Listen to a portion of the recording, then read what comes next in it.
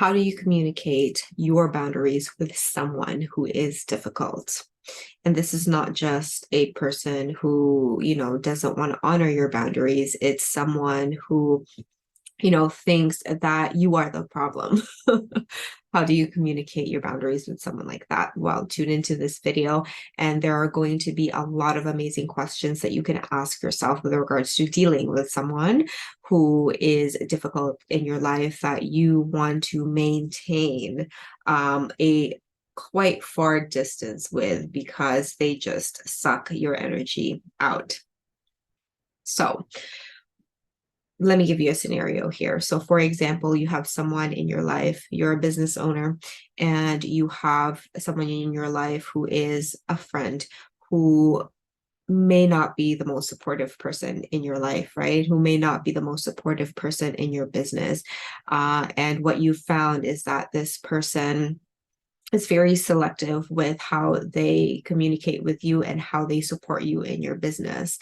And deep down, you can kind of tell that this person is just a little bit jealous about what you're doing in your business. When you're talking about projects that you have in your business, they seem to just push you away, put things down, maybe even criticize at times, or change the subject, and maybe even pretend that they don't see the value and just kind of shy away from that topic. And whenever you are talking about maybe some challenges that you're experiencing in your business, they react with very passive aggressive comments such as, well, I mean, that's what you signed up for in business, right? Like, isn't that what you wanted? Or would say things like, well, is it really that hard? Like, is what you're doing really that hard? I mean, you're in social media. Is it really that hard? I mean, why is this even a problem for you? Those types of comments, right? And it doesn't really truly matter what the detail of what they're saying is. It's the fact that they're making you feel like you don't matter. Like, they're making you feel that you're not important, and they're making you feel that you are the person with a problem, even though your feelings are completely valid, right? They're just someone who is so unaware, and you can see their patterns, that they're just so unaware, self-unaware as to what really is happening, and how they're reacting is that they're just projecting their insecurities towards you instead of looking in the damn mirror. So how do you deal with someone difficult like this? So first of all, you want to determine what boundary you actually want to set for yourself, meaning how do you want to act and feel in this situation? How do you want to act and feel around this person, right? That is the first thing, because you know this person very well. You know how they have historically made you feel. So what do you want to feel instead? You really want to get deep into what feeling you want to have when you're interacting with this person, because it is going to determine what boundary you want to set. So say you want to feel indifferent.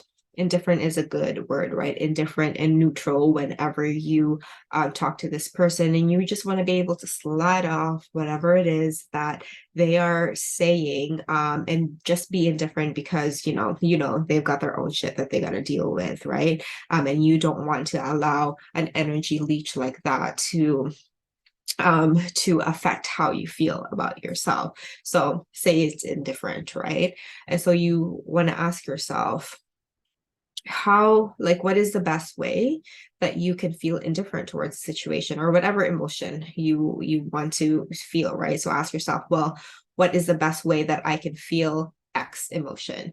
What is the best way where I can feel indifferent whenever I am with this person? And so just really allow yourself to intuitively guide you to this answer.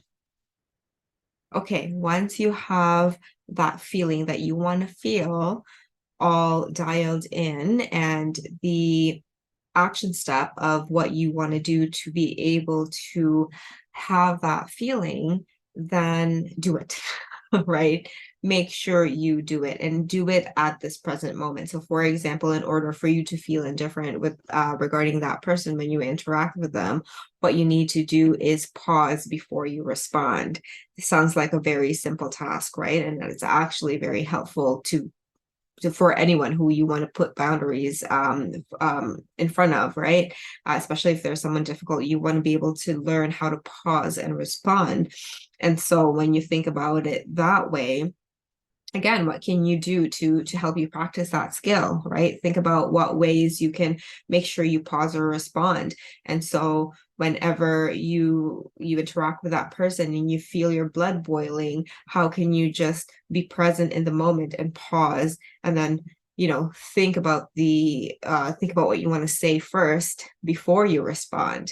How can you do that? And it's really important to do this first. Why? Because then you are preparing yourself, you are preparing your mind as to what you actually are actually going to do. It's kind of like a practice game, right? A practice round of how you want to feel when you're with that person. So once you get clear on exactly how you're going to do it, and kind of rehearse it in your mind, then when you interact with that person, it becomes much easier because now you have repetitively practiced that in your mind. So maybe just pausing, taking a deep breath and thinking about it before you respond.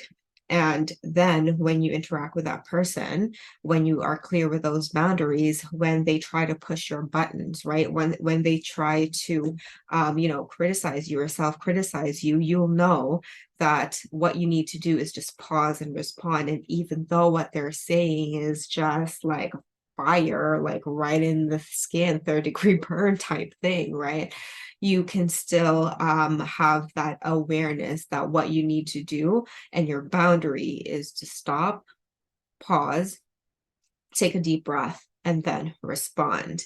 And this sounds like a very, very simple thing to do, right? But it is not as easy, especially if you're doing this with someone difficult. But it is actually necessary for you to do this on your own first, so that when the time comes, when you're in that heat of the moment, you have already you've already practiced it in your mind so that it is easier for you to set that boundary. It first starts with you, right? It first starts with you feeling the way you want to feel when you set that boundary, so that when that time comes, then your brain kind of has that practice round. It's gone through the steps already, and you're more likely to adhere to that boundary.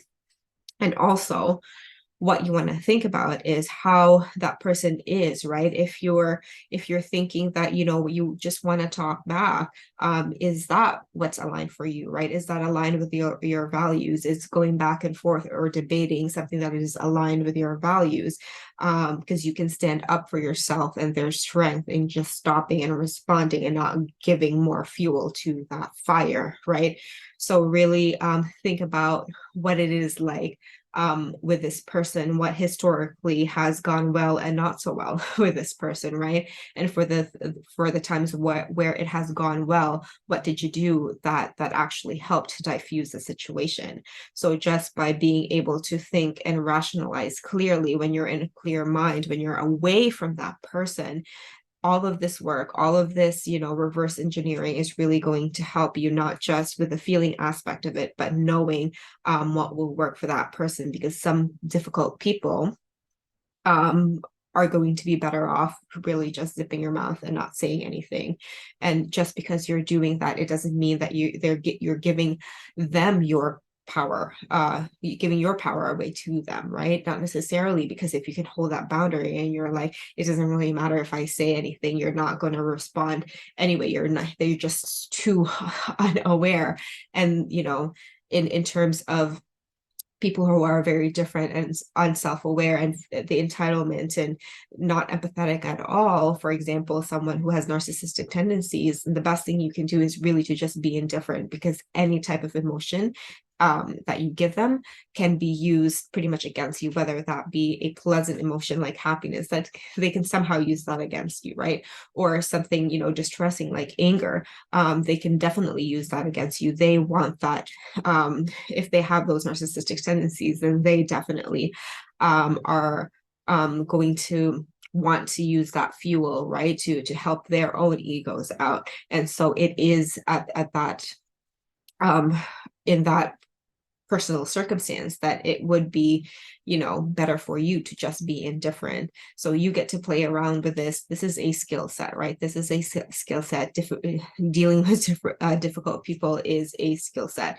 But once you are able to just know what boundaries you want to set for those types of people, when you do interact with them, it becomes easier to set any type of boundaries because you have now made a solution in your brain as to what to do in the next situation. And your brain algorithm is very smart, and it will know what to do once you've allowed yourself to get into the feeling. And if you're coming from a very solution oriented place, then it's going to be reinforced when you deal with that person, because you're coming from a place of positive reinforcement and going towards more pleasurable, powerful stance for yourself instead of running away from the problem, right? So I hope this helps, and I will see you soon. Comment below if this helps or you need any clarification, and see you soon.